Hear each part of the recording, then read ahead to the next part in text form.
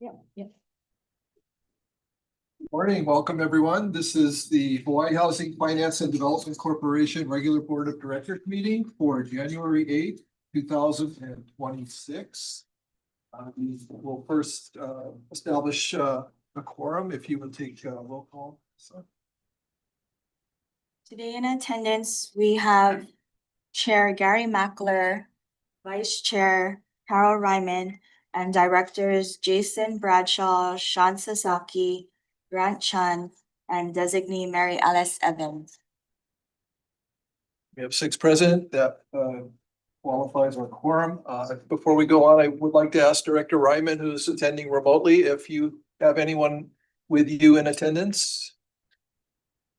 Okay, that was a no. It's muted. Okay.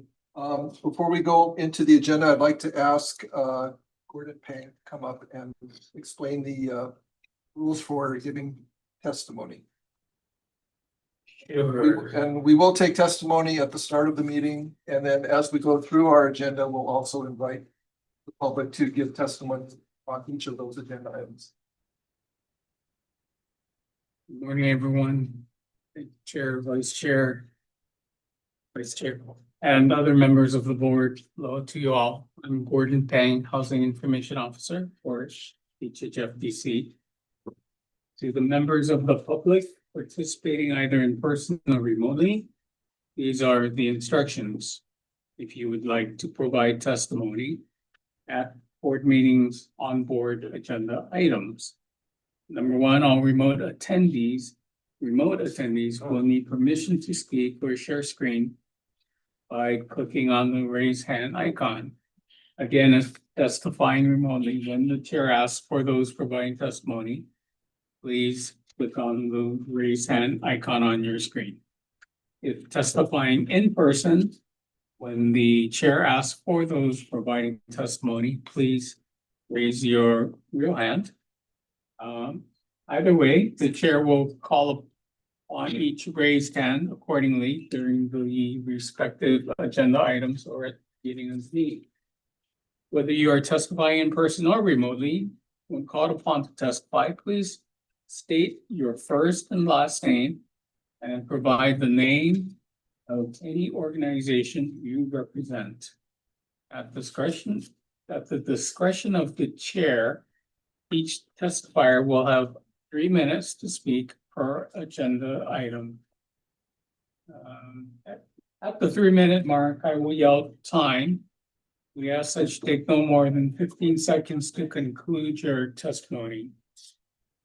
Please keep in mind that this is an opportunity for you to share your thoughts with the board only. Neither the board nor staff are required to answer any of your questions that you may ask during your testimony. If you are wishing to submit testimony, written testimony, submission instructions for doing so are located on the first page of the agenda under the section titled Providing/Submitting Testimony. We request that written testimony be submitted no later than 3 business days prior to scheduled meetings. Ensure that the testimony may be distributed to the board members prior to the meeting. Written testimony submitted after the 3 business day timeframe will be made available for the board's review and posted on the HHFDC website as soon as practicable. Thank you for your cooperation. Thank you, Gordon. Do we have anyone who would like to, at this time, give testimony?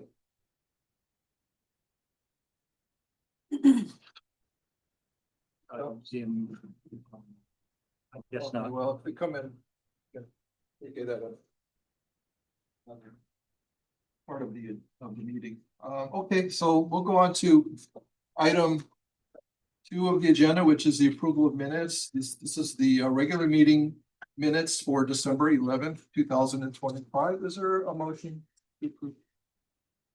Second. Thank you. Is there any discussion on the minutes? Directors? You're hearing none. All those in favor of approving the minutes signify by saying aye. Aye. Aye. Any opposed? Motion carries. Moving on to section 3, discussion and or decision making. First, agenda item under A is to accept the audited financial statements of the Hawaii Housing Finance and Development Corporation for the fiscal year ended June 30, 2025. Is there a motion to accept? Yes, so moved. We have that motion, and do we have a second? Second. Thank you. I think what I'll do is have you do the presentation, and then I'll ask for public testimony after your presentation. We'll turn the floor over to you, Holly. Thank you for the motion. Good morning and happy new year. Chair Mackler, Vice Chair Raymond, and members of the board. So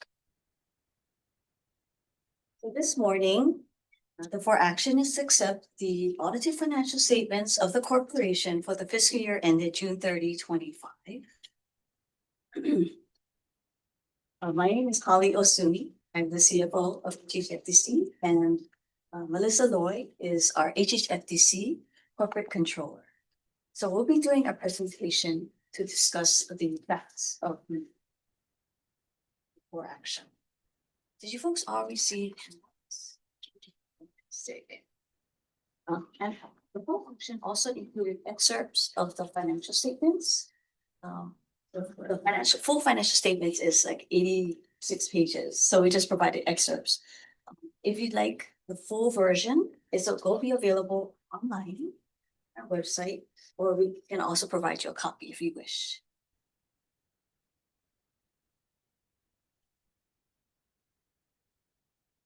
So this morning's presentation will include the auditor's reports, financial statements, year-end summary of highlights, and questions or comments at the end. The first item is going over the financial statement reports. The auditor, Acuity LLP, issued reports on the financial statements, internal control over financial reporting, and on compliance and other matters, and compliance report for one major federal program. These reports were issued on the same date, December 15, 2025.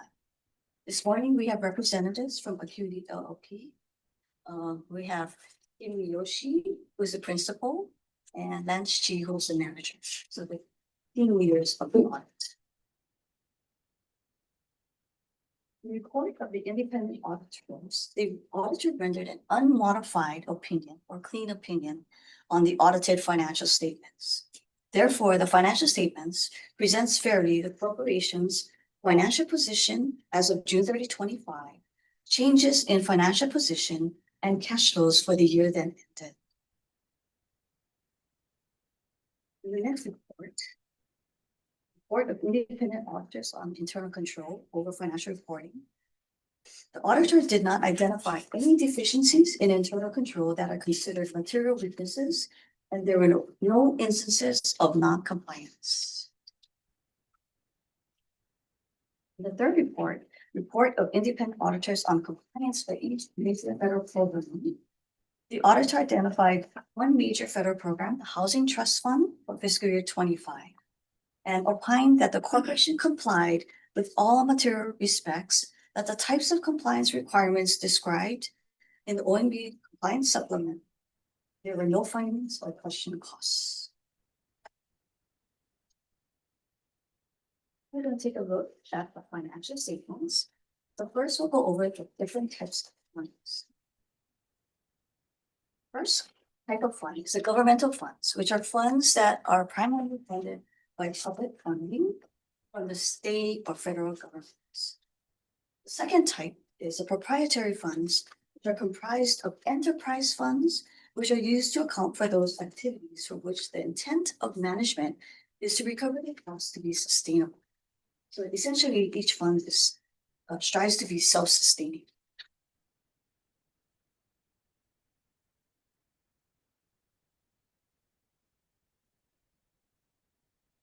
So the statement of expenses, revenues, expenses, and changes in net positions presents how the corporation's net position changed during the fiscal year.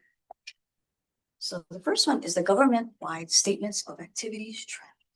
On this chart, it's actually comprised of two charts. So on the left side, it represents revenues and expenses of the corporation as a whole or government, which is a sum of both of the two types of funds I described previously, and is over a 5-year trend. The chart on the right-hand side represents revenues from infusions for DERF, Dwelling Unit Revolving Fund, and Rental Housing Revolving Fund for the same 5-year period.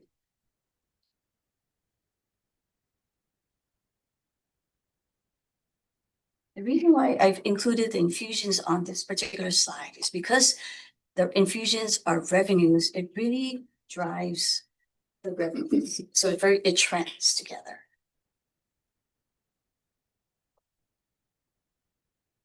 Next is a statement of net position or balance sheet, which is a snapshot of the financial position of the corporation as of a specific date, which is June 30, 2025.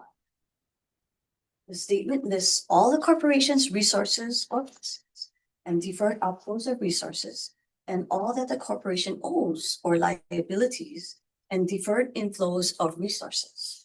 The difference between the two equals the corporation's net position.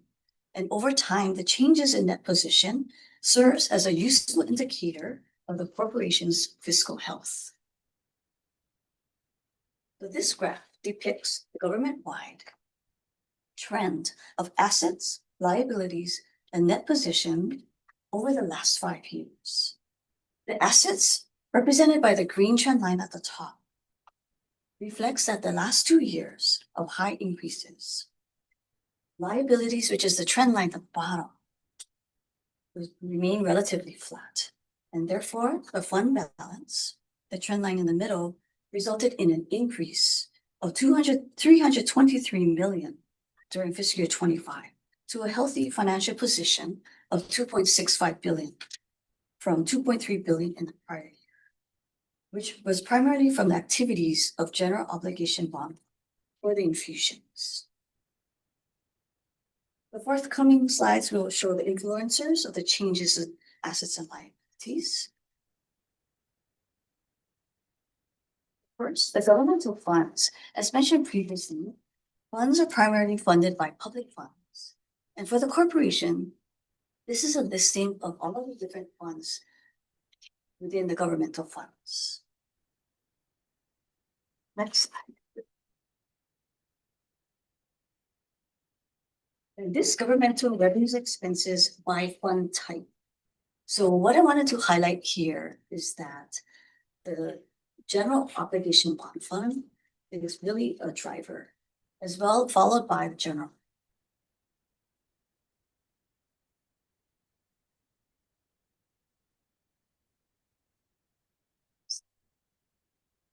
And the governmental funds revenue expenses back. Revenues of 274 million were lower than fiscal year 24 due to less state allotted appropriations recognized. Timing of the transfer of infusions to the proprietary funds influences the expenses trend. In fiscal year 24, there was 603 million that was transferred to the proprietary funds, whereas for fiscal year 25, there was a decrease of 230 million of infusions transferred. Thus, the 25 expenses are substantially lower than fiscal year 24. I do want to mention that we appreciate the strong support by the Green administration and the legislature for the state funding for the HHFDC infusions.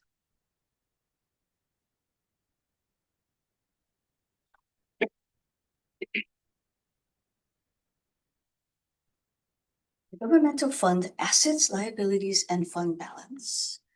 The fund balance increased by 220 million in fiscal year 25 to 245 million from 16.5 million in fiscal year 24. The increase in assets is mainly a result of a due from state receivable balance of 230 million of allotted appropriations from the GEO bond fund that will be transferred to the revolving funds during fiscal year 26. In fiscal year 24, appropriations from the general fund appropriations were deposited and then transferred in the same fiscal year. Therefore, the due from state is much lower in fiscal year 20.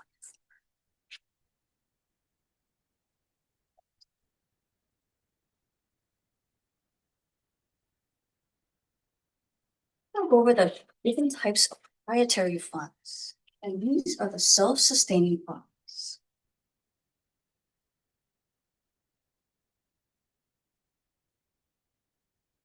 Slide.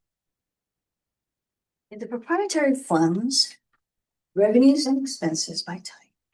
This slide compares the total revenues and expenses in fiscal year 25 and 24. The decrease in revenues are primarily due to the decrease in fusions transferred in, while expenses remain level. The timing of the transfers into the proprietary funds impacts the revenues. Slide. The proprietary funds, assets, liabilities, and net position by fund. So this graph depicts the assets, liabilities, and net position balances of the proprietary funds. The rental housing revolving fund and DORA comprise the significant majority of assets. For the proprietary funds, the net position increased by approximately 95.2 million.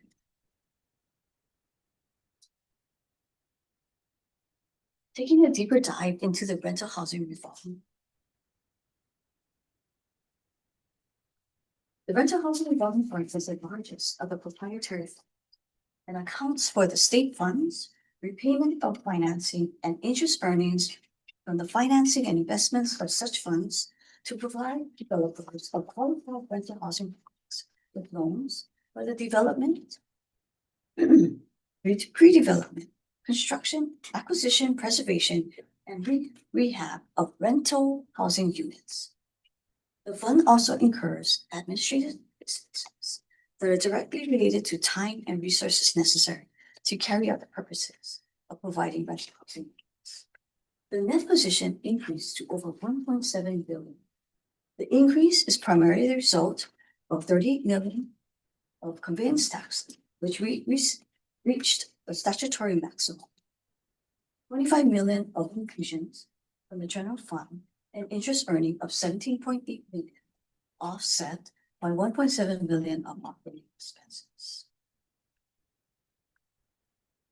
Rental housing revolving fund assets, liabilities, and net positions per level. 2 years. This chart depicts that the cash balances decreased while the loan balance increased. According to the statement of cash flow, the rental housing revolving fund paid out 275 million in loans to borrowers during fiscal year 25.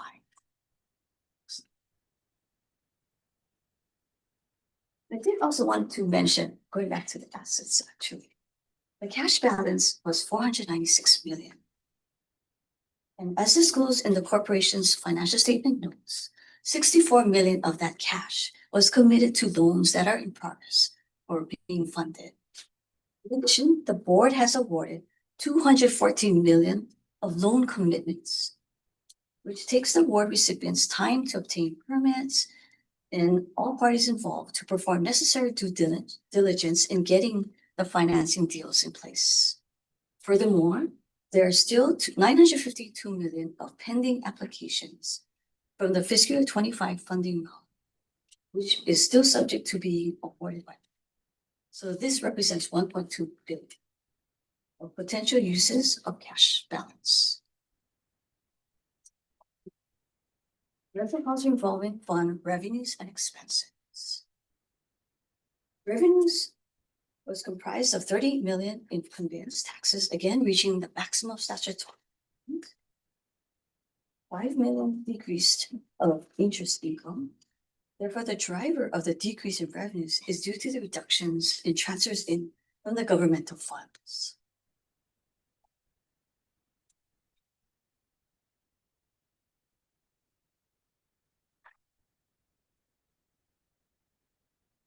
We'll go over the third 1 million environmental. In fiscal year 25, DERF is the second largest proprietary fund. net position increased to 656 million. And this fund accounts for state funds used for acquiring, developing, selling, leasing, and renting residential, commercial, and industrial properties, providing mortgage and interim financing, rental income, sales proceeds, and interest earnings from the financing investments of such funds.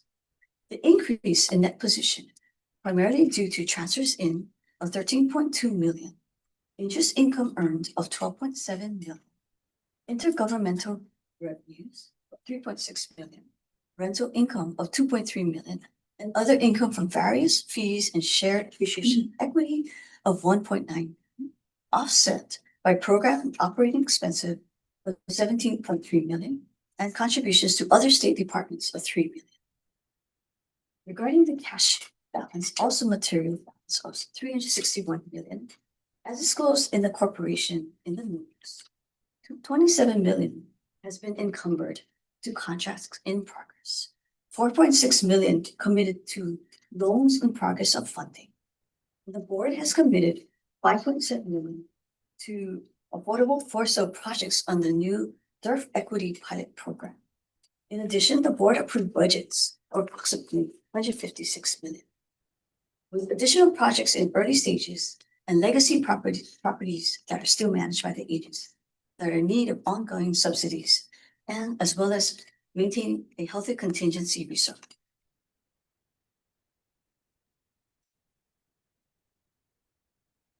Dwelling unit revolving fund revenues and expenses. For fiscal year 25, revenues decreased primarily due to less transfers in. Fiscal year 25 transfers in was 13.2 million in comparison to 24 of 112 million. Interest income also decreased as loans were repaid from reserve expenses increased due to administration of the Hale'olai property on Maui that sheltered survivors of the Maui wildfires. The corporation had expended over 5 million for this property. Slide.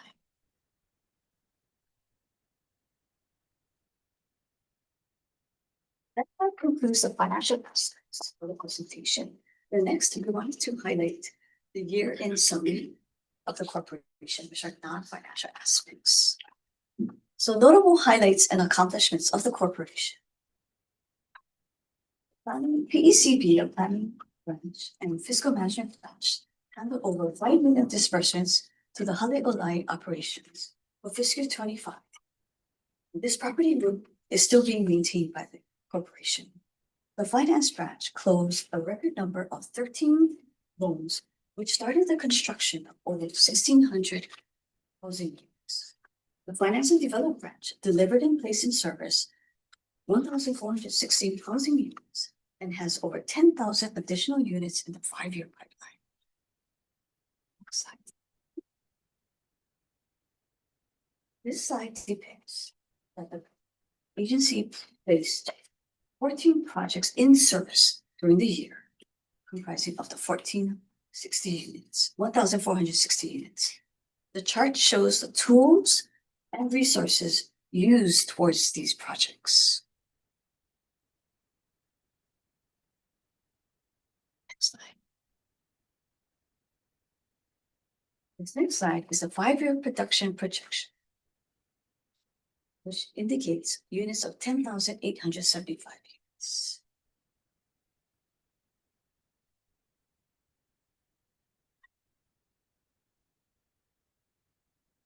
So looking ahead, we're excited for the consolidated finance application that was recently deployed. Also, in late December, we rolled out a 30 million in bond issuance for the Hale'olai mortgage program. And lastly, we also will be introducing or implementing a bond recycling program.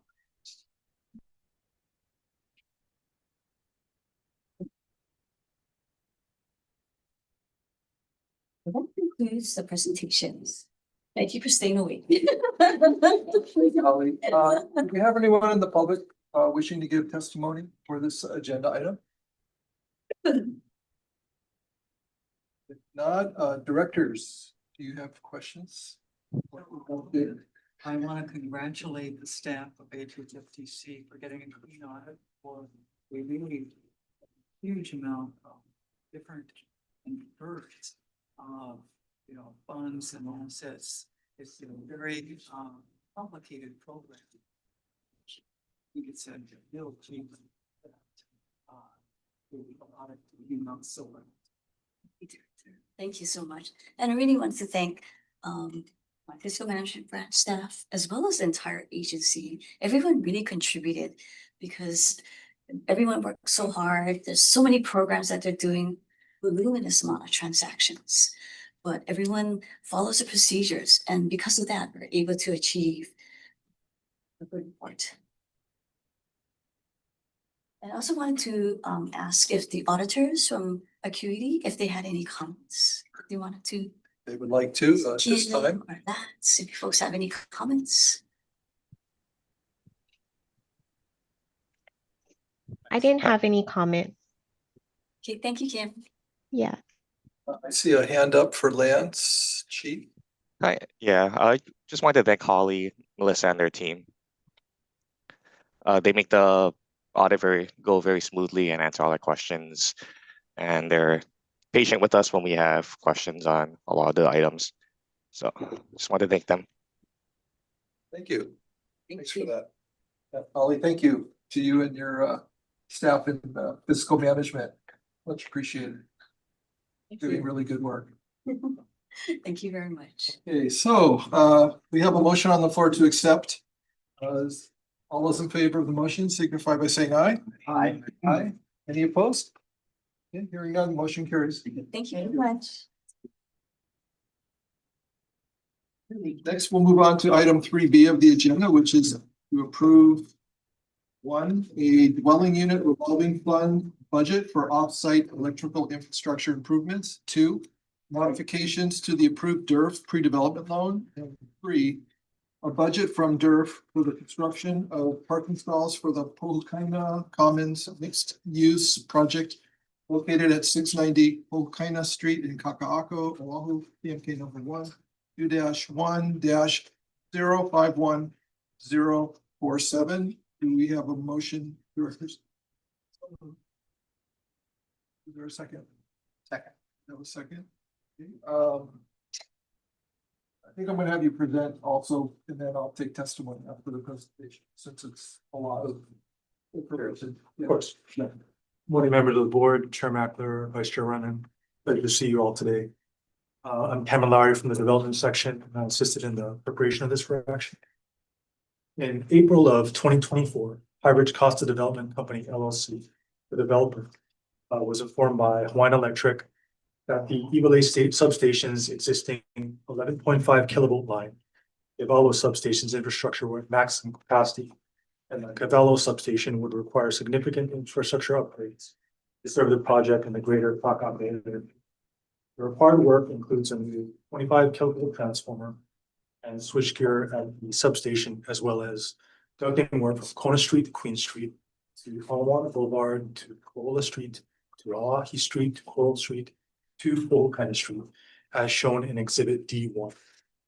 This work is necessary to improve the area's electrical capacity prior to service being granted for phase 1 and phase 2 of the project, and for the surrounding blocks, including Kaya, Hulu, or Kaka'ako master plan blocks by Kamehameha schools, which will provide an additional 1,139 new affordable housing units. On November 18, 2025, the owner of phase 1 of the project, Ahead Pohukaina Lapa'au LLC, a single-purpose entity owned by the Affordable Housing and Economic Development Foundation, submitted a request for the DERF budget of $19,323,348 to pay for certain HECO offsite electrical infrastructure improvements that would directly benefit the development of construction of affordable housing, as shown in Exhibit 2. The total cost for the electrical infrastructure improvements to complete the required ducting upgrades for the project and for the Kamehameha schools blocks is estimated to be approximately $43,650,000.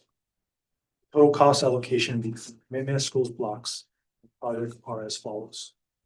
32,150,000 for the Kamehameha Schools portion, covering the duct work and cabling from Almana Boulevard to Cola Street to Lawton Street to Coral Street.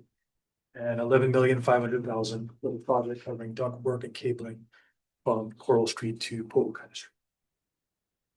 To cover the required and unanticipated cost of building this regional electrical infrastructure that would enable phase one, the DERF budget totaling 19,323,348 is being requested. And this figure reflects the costs associated with the electrical infrastructure improvements applicable only to the 1,764 impacted affordable housing units in the region. And that's with a budgeted cost of approximately 11,000. Design of the ductwork from Kona Street to Coral Street, construction drawings of permit set were completed in Q3 of 2024, and the permit set was submitted in October of 2024. In addition, the corresponding archaeological trenching was completed in October of 2025 and is awaiting final approval from the Hawaii State Historic Preservation Division. Permits are expected to be received in February of 2026. Iwi Construction will be the contractor and is anticipated to begin work in Q1 of 2026 and complete work by the end of Q1 or Q2 of 2027. Head Foundation intends to engage the developer to manage the equal affordable infrastructure work, including the Kiewit construction work. The design of the duct work that extends the electrical upgrade from Coral Street to Pocahontas Street, as well as the construction drawings and permit set are in process and are anticipated to be completed and permit sets submitted in Q1 of 2026. In addition, the corresponding archaeological trenching work will be completed in 2026, and final approval from Shifty is expected by the end of Q4 2026 or Q1 of 2027. Permits are anticipated to be received in Q4 of 2026 or Q1 of 2027. Iwi Construction will be the contractor and will begin work on this scope in Q1 or Q2 of 2027, and work will be completed by the end of 2027. The requested budget for the equal affordable infrastructure work is critical to the development of phases 1 and 2, as well as the development of the KKMP block developments, as there are no other funding sources for the required improvements. And without funding, approval of funding, the project would not be able to proceed. And in fact, the required infrastructure improvements would be a limiting agent on future affordable housing construction in the region. This for action also seeks approval of up to $6 million from the DERF for the expansion of the $2 million DERF pre-development loan approved by the board on October 4th, 2021, along with the modification of the loan project coverage and fund utilization to include pre-development costs for both phases 1 and 2.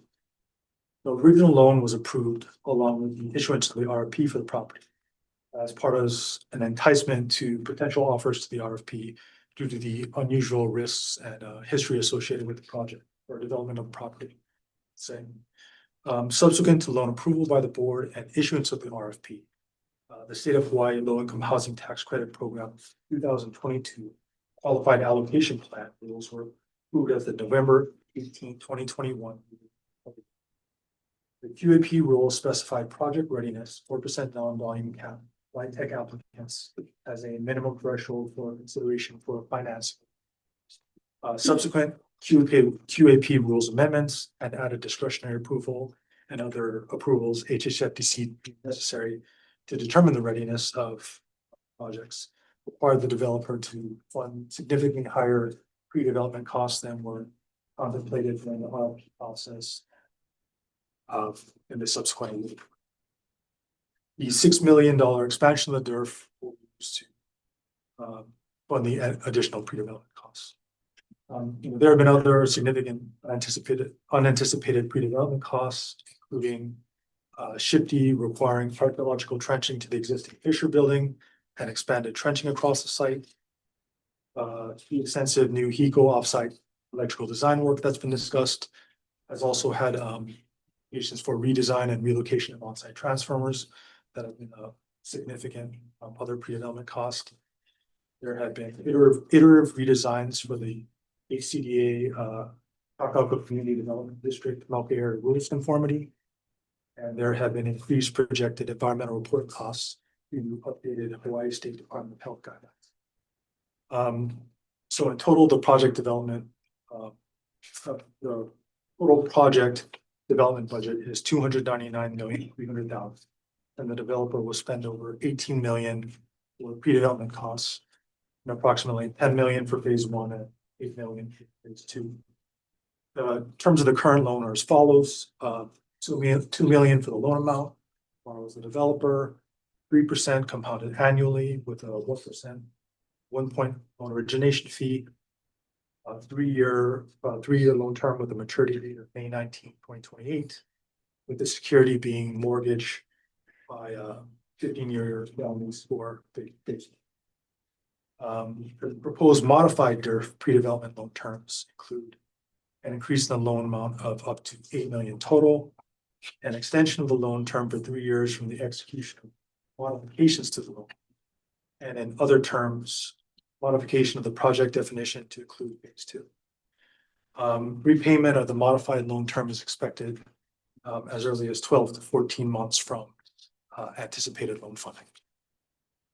With respect to the DERF review guidelines for managing risk exposure, there are 2 loan risk review factors for the project that have shifted with the proposed expansion. For infrastructure, the risk level went from low to moderate with the need for the required infrastructure improvements. But please note, for the review guideline, there needs to be 1 modification to the 4 action. On the table on page 7, it needs to be adjusted for accuracy. The table under section 3, number 9, the discussion column for the table lists, quote, total amount is 6 to 10% of DERF balance, end quote, for the loan amount loan. This should be replaced with description of the high risk category in the DERF loan assessment matrix. The box should read, quote, amount is more than 10% of DERF balance, end quote. So as such, for the loan amount, risk level went from low to high, as the original loan was less than 5% of the DERF balance, and the proposed requested is 10% of current DERF balance. This 4 action also finally seeks approval of a DERF budget for up to $7,150,000 for construction and management of up to 110 parking stalls. On October 6, 2022, a master site planning meeting was held with HHFDC, the Department of Education, the developer, and it was agreed upon that HHFDC will initially pay for the construction of 110 parking stalls and anticipated getting funding for the DERF in amount of $6 million. On December 20th, 2022, HHFDC received concurrence regarding negotiated terms for the proposed DOE educational facility area, including long-term lease of the DOE educational facility area to DOE by HHFDC and the proposed funding of construction of the parking stalls by HHFDC.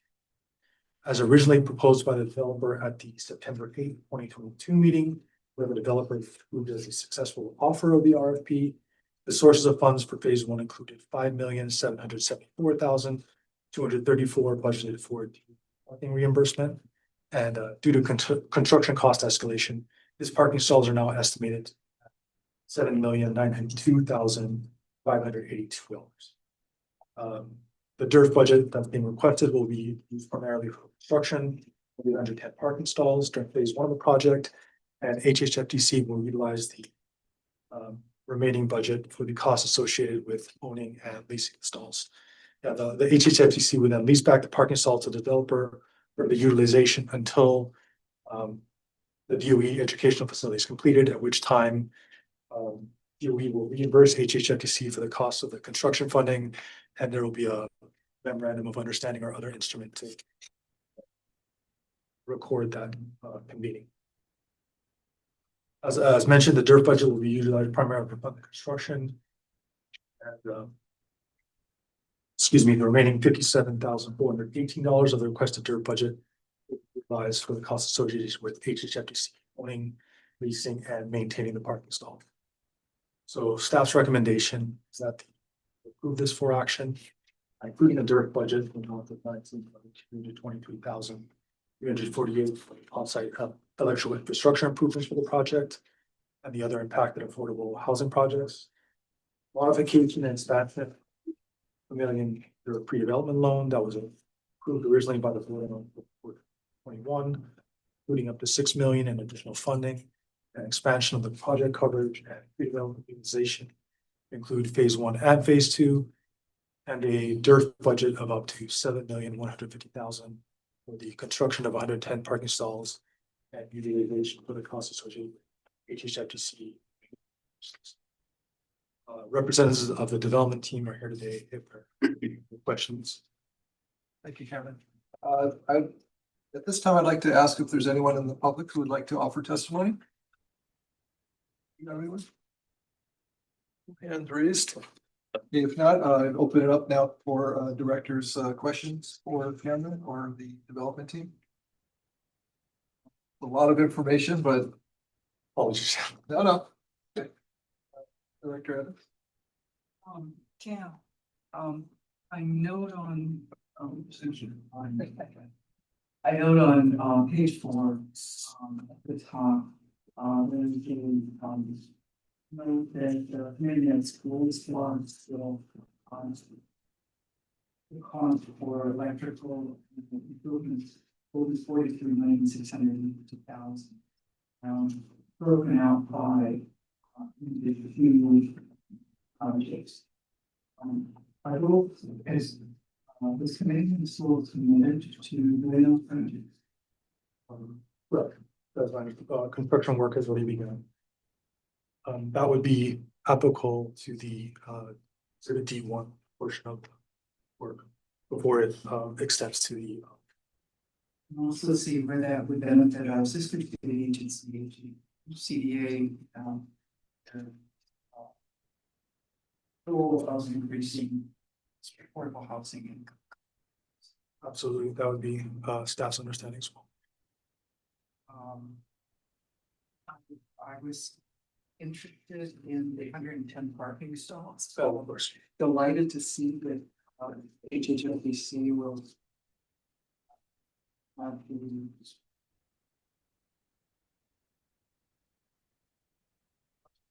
all of the stalls until DOE actually constructs the educational facility. Seems to have been a long time, I mean, not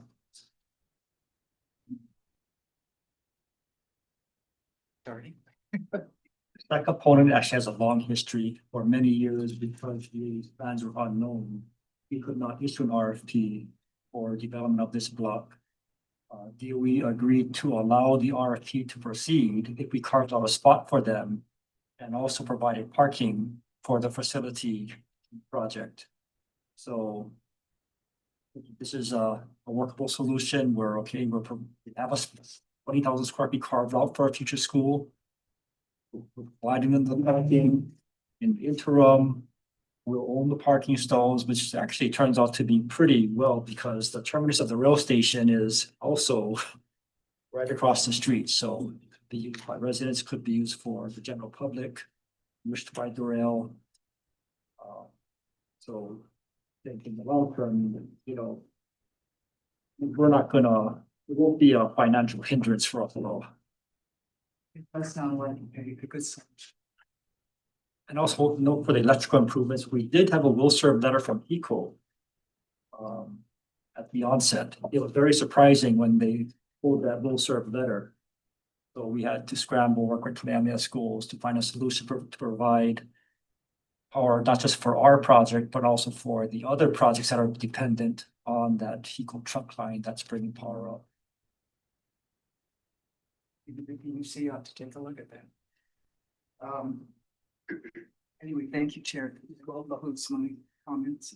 So, Cameron, since Kamehameha Schools has Hewitt under contract, and this additional work will be also AHEAD will be utilizing the same contractor.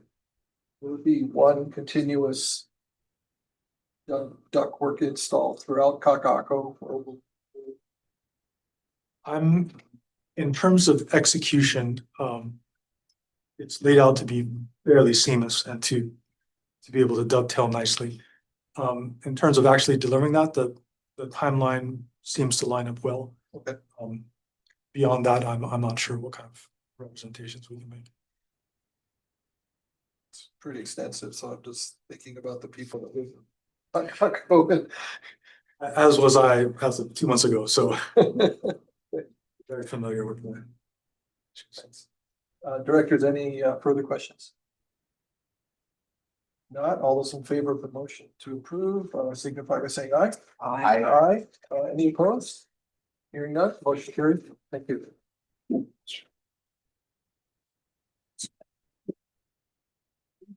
Going on to item 3C of the agenda. To the for action to approve the Hawaii Housing Finance and Development Corporation's purchase of equity in designated units within the Kahuina condominium housing development located in Kaka'ako, Oahu, TMK number 1-1-054-001 and 2, a set aside of dwelling unit revolving fund equity pilot program funds for the project. Is there a motion? Do we have a second? Okay, we have a second. Is there anyone in the public wishing to give testimony for this agenda item? Seeing none, we'll turn it over to Laura. Thank you. Morning, Chair, Vice Chair, members of the board. Before I go through my presentation, I just wanted to call attention to a typographical error that I found while reviewing this document. And it is in 3B. And it is for the units, the 2-bedroom, 1.5-bath units. That's indicated there. The HHFDC AMI should be 120% as opposed to 130%. And the original sales prices range from 692,800 to 696,900.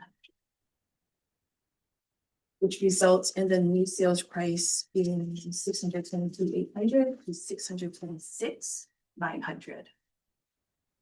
Say that again, sorry. So it's the new sales price, yes, it's from 622,800 to 626,900.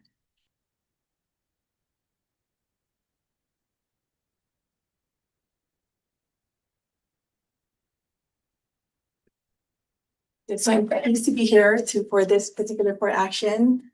It's been a long time coming, and that means that the developer is going to sell soon. So on April 13, 2023, this board approved not only the project in the condominium, but also the developer to develop this 861 residents project under the 201H program. The type of units and number of units are indicated there in the table in 2A. In 2024, HHFDC received the developer's letter of intent to participate in the DEP program. And on December 2nd, 2025, HHFDC received affordable prices. And this is for 396 affordable units as indicated there in the table in section C. And the affordable sales prices were approved at 17 units at 120%, 162 units at 130%, and 217 units at 140% AMI. The affordable program units are currently in process for release in a few weeks together with the DEP units. So this is going to be the first project where the DEP is being applied at the initial offering with the affordable units. In section 3, there is a table, as I mentioned, in section B that outlines the number of units, the amount of equity that is being proposed for approval. A total of 27 units, primarily 1-bedroom starter units, as well as 4 2-bedroom, 1.5 bath units, ranging from original AMI at 120 to 140%, resulting in 100% to 120% AMI. So a reduction of 90,000 for the 1-bedroom units and 70,000 for the 2-bedroom units. So recommendation is being made that this board approve 27 designated DP units and funds not to exceed $2.35 million. The developers team is here if you have no questions. Okay, at this time, I'd like to just open it up for directors. If you have questions for Romano? Maybe, Lauren, if I could just ask, if you could just quickly go over the main terms of the HHFDC equity loan to the potential buyers. Yes, so it is a 30-year loan, zero interest. And it is payable anytime after closing. It is also requiring owner occupancy. If they so choose to refinance the loan, the original loan, or transfer title, then that's when the amount is due and payable. Yes. Great, thank you. Representative, would you like to come on up? Play it amongst yourselves there. Morning, Executive Director, Vice Chair, and members of the board. Today, we're presenting the opportunity to allocate the $2.35 million to the Kakawina development. Our development will consist of 519 affordable units, 396 being for sale and 124 being for affordable rentals. The DEP program, this DEP program has been exciting for us to be able to release along with the remaining affordable units. We're looking to launch sales over the next 2 weeks to release the 396 units as well as the 27 designated DEP units. Thank you. What's your schedule for unit deliveries? We anticipate loan closing and commencement of construction in July of this year. 30-month construction schedule. So this project was a demonstration project that this is what we need to do along the transit corridor to develop mixed use, mixed income communities, addressing the needs for both rental housing, entry level sale for qualified Hawaii residents as first time home buyers, as well as market units. So 60% of the entire 861 units, residential units, will be set aside for affordable households. In addition, MS schools will retain ownership of 35,000 square feet of ground floor commercial that will serve as commercial enterprises to advertise the neighborhood with goods and services. Pleasure. Director Evans, do you have a question? I do. As you look at the difference between marketability for sale from shared equity versus this program, do you see an advantage in this program over a shared equity requirement? Sure. The program under HFDC, which we've been working with all of you now for over 34 years, starting in the villages of Kapolei. This is like I view it as a down payment assistance program. I mean, you have first-time home buyers that have parents that can assist and contribute as much as 35% of the purchase price towards helping them, as well as providing credit enhancement of co-signing the mortgages. For families or households that don't have that luxury of parents providing a down payment assistance program, this DEP program provides that opportunity. So that could be the difference in the world, whether first-time home buyers can actually qualify. I want to share a story since I'm here and have the mic, because so across the street we have Halekawila Place. So in November and December, we received a total of 6 notices of vacancies.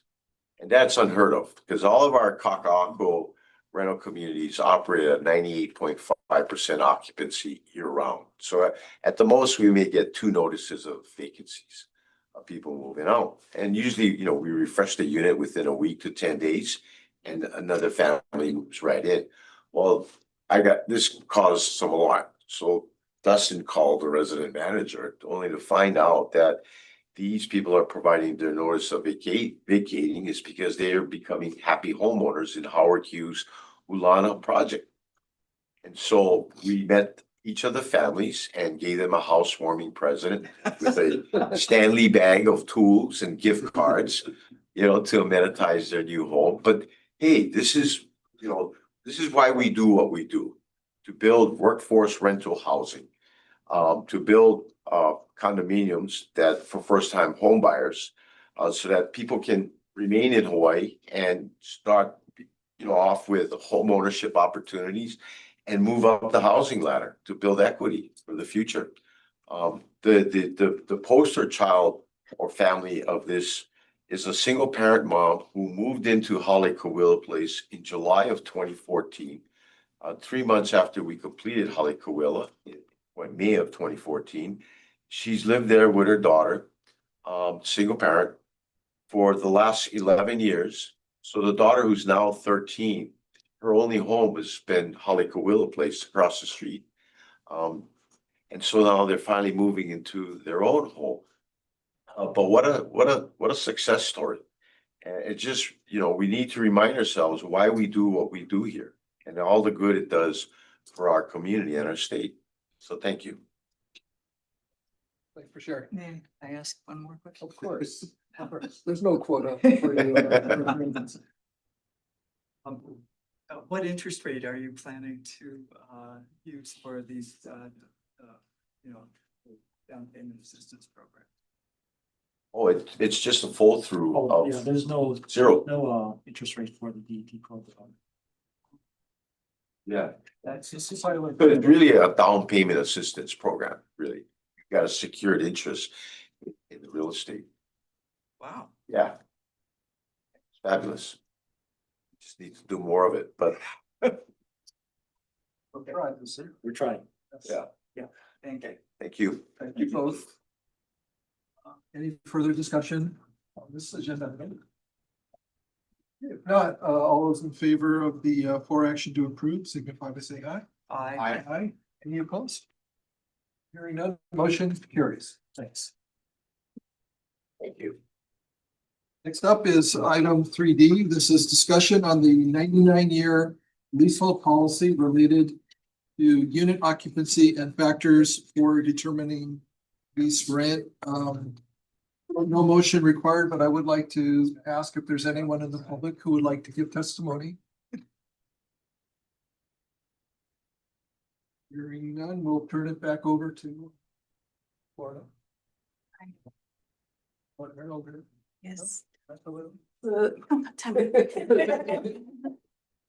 So this is Tammy Murakami. She's the land ownership specialist. She oversees the leasehold program for the state.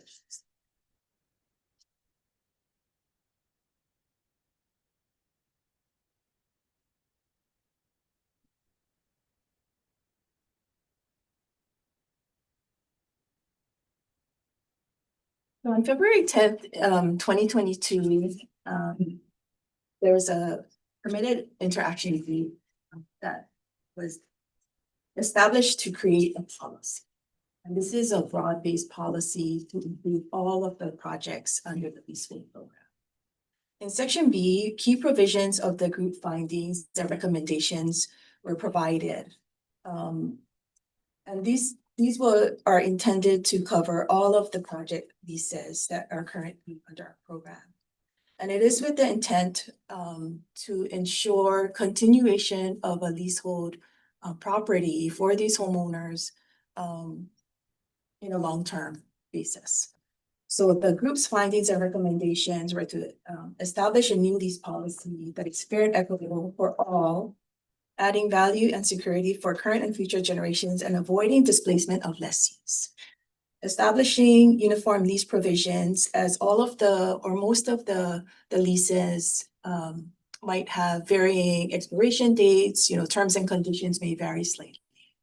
So trying to get that under a one program policy. Establish and impose a form of buyback and SAE, which carries owner occupancy and requires HHFDC consent with regard to use, sale, and transfer of the property, among other things. And it's for the duration of the long-term lease to maintain affordability and deter speculation. To establish a long-term lease of 99 years with fixed lease rents for 55 years based on common practice. The initial lease is 55 years, starting as early as 1974.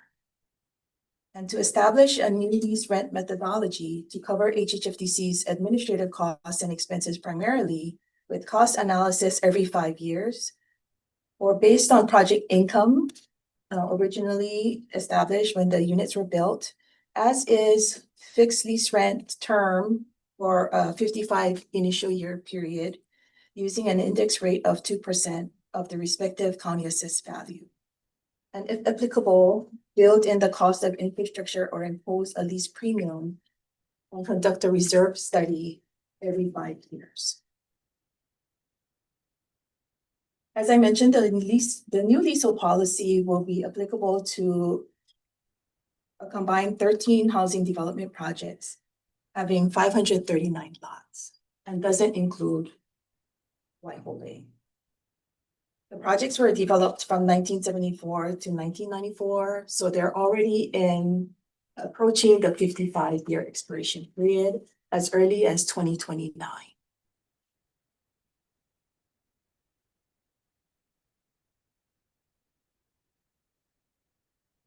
In 2024, and as amended in 2011, the agency established a lease extension policy.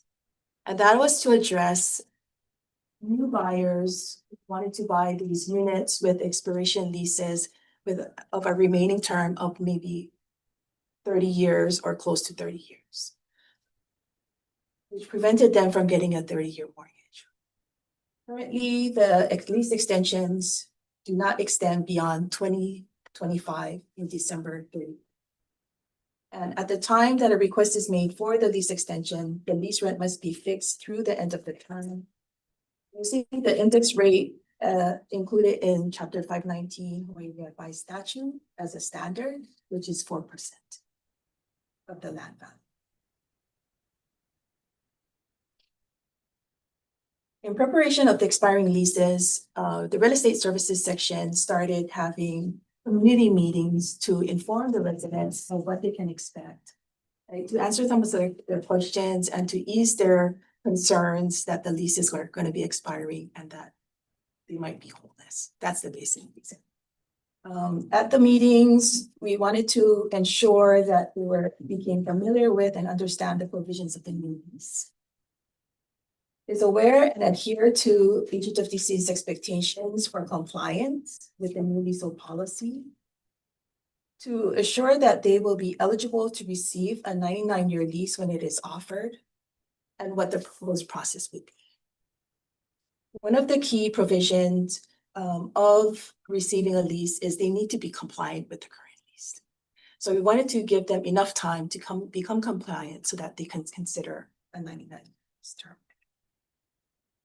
At the meetings in June of this last year, the information was received with favor and, of course, reservations. Right? Owner occupants were happy that with this long-term lease, and of course, investors were concerned because that means that it might displace their tenants because of the requirement of owner occupancy under the former buyback. And in October of last year, we met with the legislative representative whose district includes development to address his constituents' concerns and questions regarding owner occupancy, current lease rent amounts, future lease rent amounts, and how it will be determined. And as a result, in Section 3B, the questions were posed and the answers were provided, which brings us to this board discussion in addressing some of the recent concerns and discussions with regard to this new policy for clarification as to how to continue forward to establish the rules and implement. So the first of the discussion is, should the new leasehold policy be expanded to include investor owners who are renting their units at affordable rent amounts, currently indicated at 50 to 60% AMI? And then the second would be, can the HHFDC adjust the index more or less than what it is currently established by the committee of 2% of the land value to establish the lease rent, provided it meets the lease rent methodology, taking into consideration the primary, which will cover the cost of the HHFDC. At this time, the rents that are being charged that are established or are based at 4% of the 2013 and 2015 values cover the costs. And so at the time that the committee had put together this policy, we looked at the 2021 values, and at 2%, those amounts would cover the cost. And according to the accounting department, yes, it is covering the cost. The lease rent is covering the cost. Yeah, so board, just to provide more context on this, Uluvehi, this is the first project that is coming up for consideration in lease policy. There are quite a number of units there that are being rented currently. Do we know the exact number, the percentage? Yes, so investor owned units are currently at 50%-ish. So about half owner occupied, half investor owned. And when the project was first created, it had the standard 10-year buyback, shared appreciation restrictions. So the intent back then was that they be owner occupied for at least 10 years. That's our standard condition for all of our projects. We've heard from the representative of the area that the investor-owned units are creating mid-sized management problems, where issues with residents not following house rules and whatnot. So he's a big proponent for us going to more of an ownership model, and which we completely, there are benefits of that. On the other hand, though, I want to mention these units are being rented at very affordable rates, 50 to 60% AMI. And when you look at the amount of resources the state must put into providing affordable rentals, on average $250,000 per unit. And these are already affordable rentals. You know, it's a tough call. Okay, we're gonna pull these naturally affordable rentals off the market. And yes, okay, they'll provide homeownership opportunities. But not everyone can afford to buy a home, not everyone wants to own a home also. So it's a policy call we want to bring to the board's attention.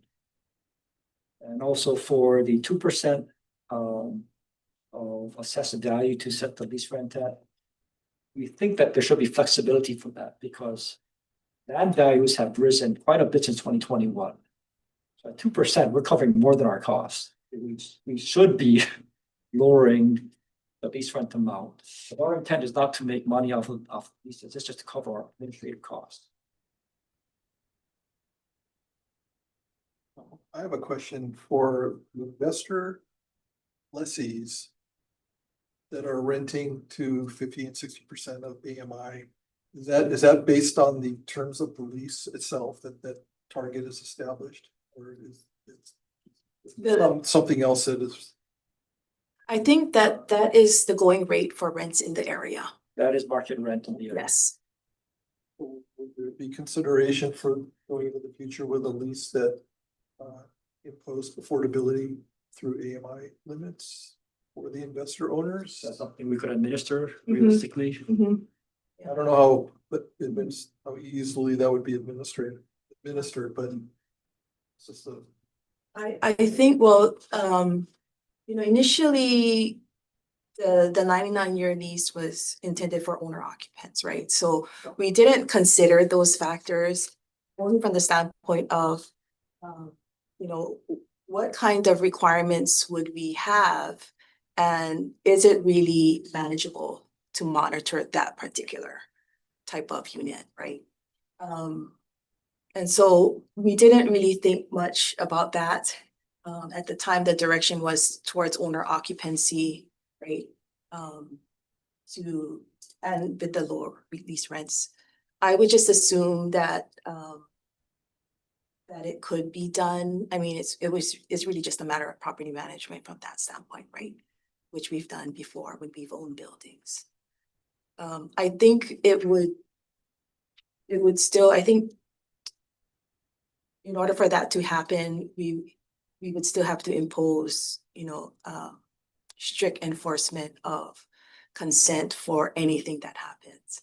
I mean, with the fact that, you can have this turnover rate of renters, right, going from 6 months to 1 year to more than that, a long term, I don't know if that is really something that we can, we can manage without, help Director staff. I have the same concern that Dean noted, by tying the index rate.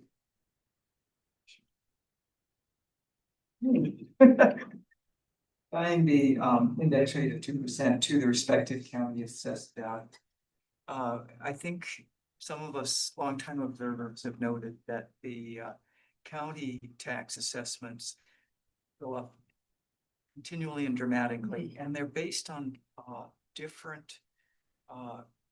Any one county will have luxury housing that is significantly higher value than our affordable inventory, and I would be concerned that that's not a predictable increase for the home buyers or lessees, the current lessees, although, because the percent of whatever the lease is not going to be known more than, I would prefer to see something that covers HHFDC's costs, but provides a more predictable rate of, I'm absolutely in favor of annual increases. Because when you go for 30 years with no increase and suddenly you want to catch up, you've created a super hardship situation for some of the lessees, not all, but some.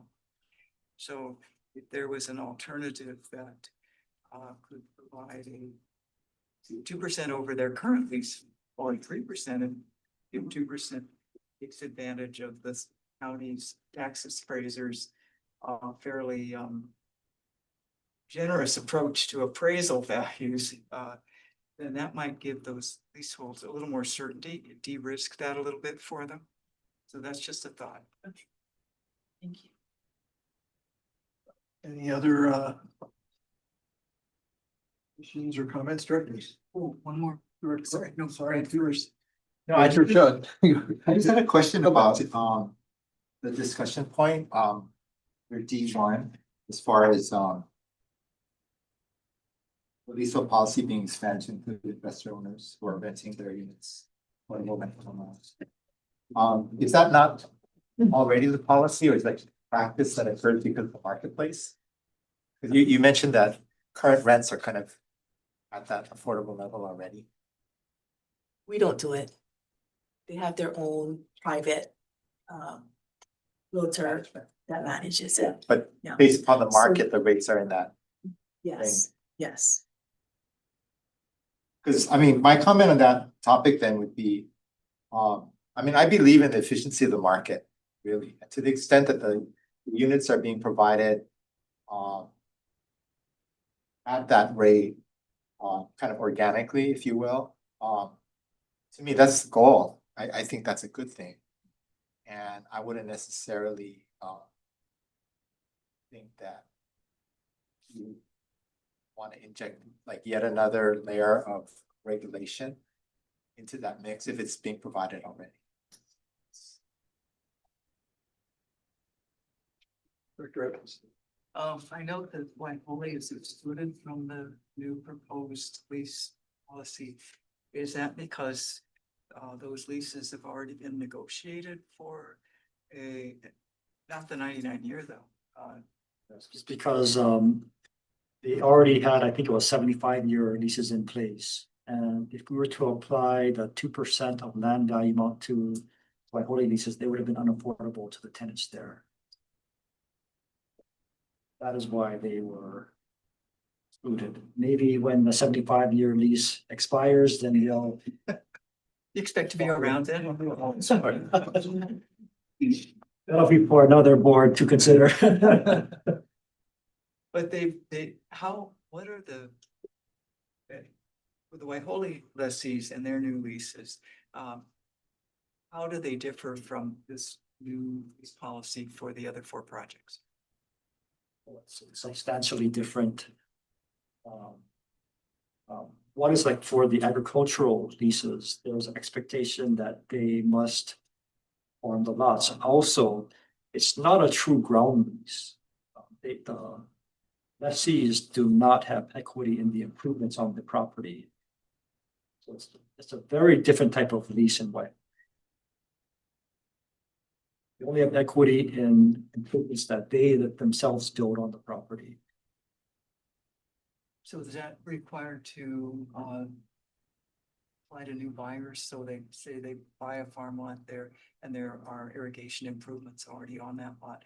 Those improvements return to HHFDC's ownership and that continues to be the case that you own the improvements up to the date of sale and a new owner comes in and makes their own improvements. Yes, so let's say a lessee purchases a new, or not, leases a new lot in, or leases a lot in Waihole. Yeah. If there's an existing structure in there, they don't have any equity in that structure. So in Waihole, it's difficult for lessees to get financing because they don't have equity.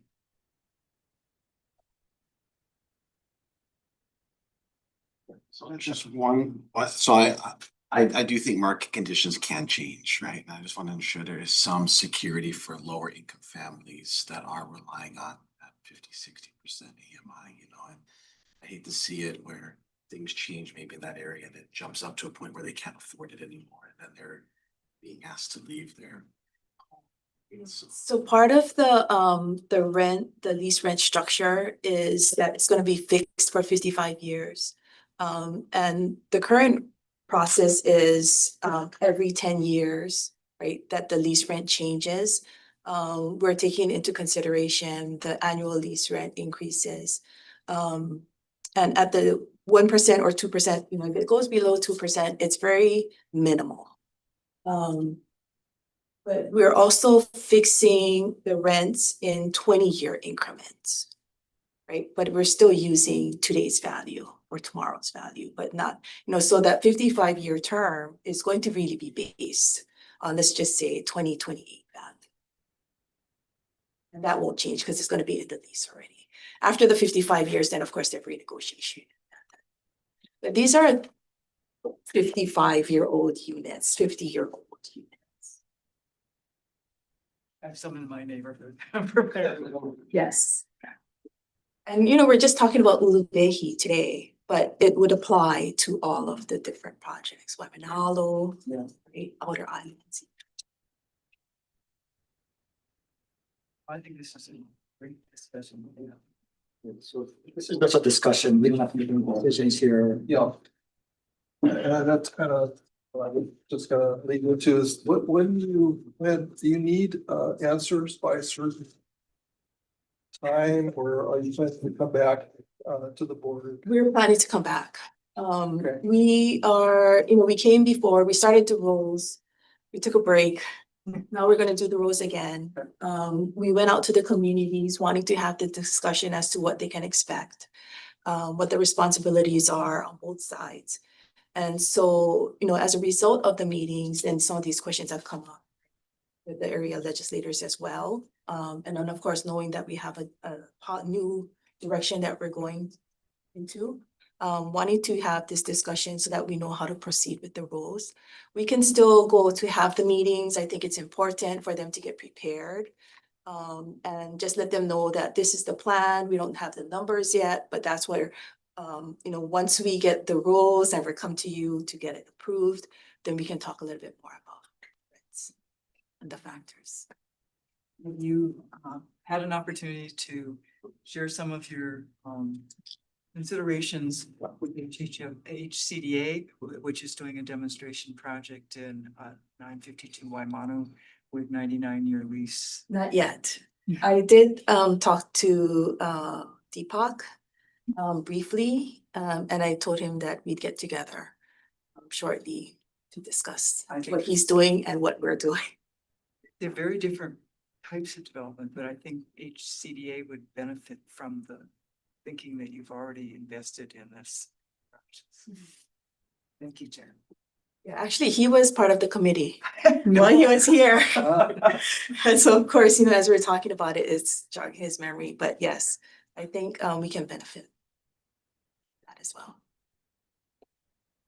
Anything else, directors? No? Okay, well, thank you very much. for bringing Thank this you. to us. And okay, does anybody need a short break?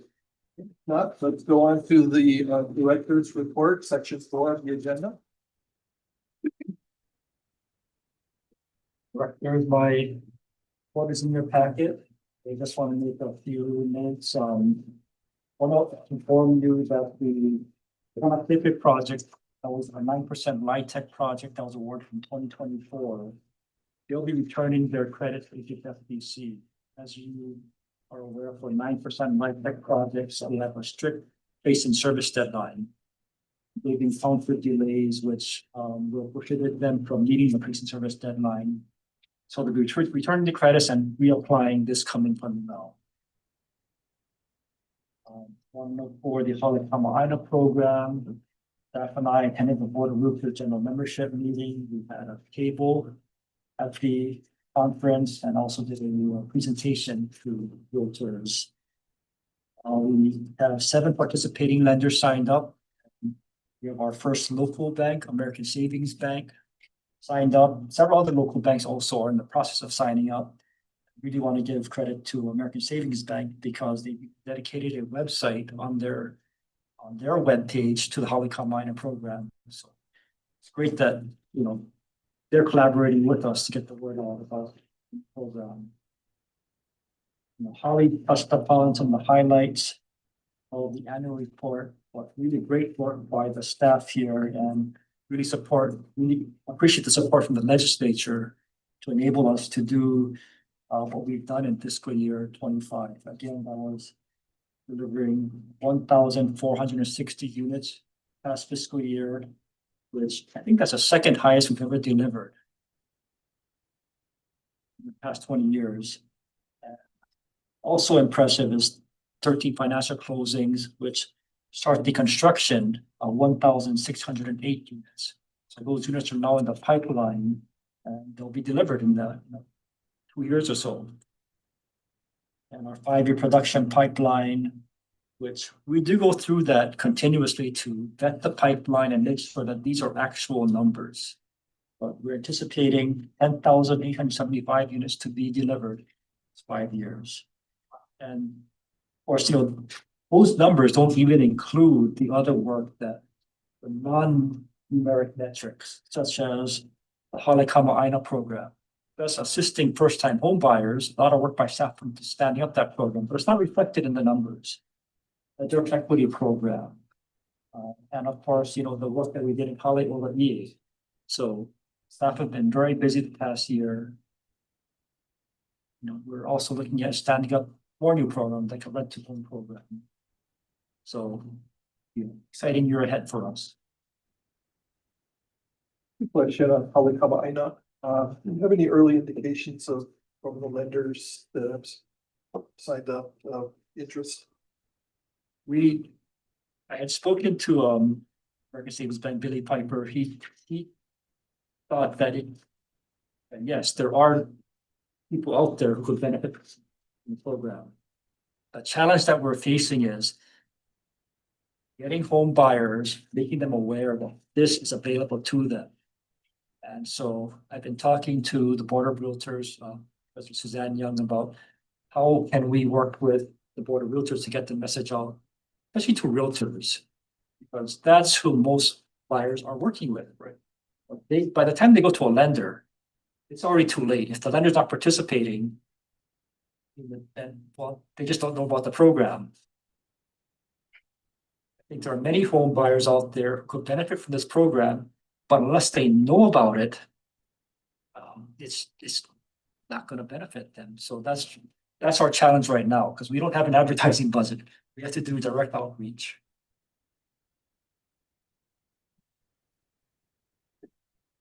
Request an advertising budget? Maybe Maybe that's something we will consider. Okay, think about that. Any questions for Dean's directors? If not, thank you. Thank you for the report. Brings us to adjournment. Is there a motion to adjourn? Have one. Is there a second? All in favor? Aye. Thank you all.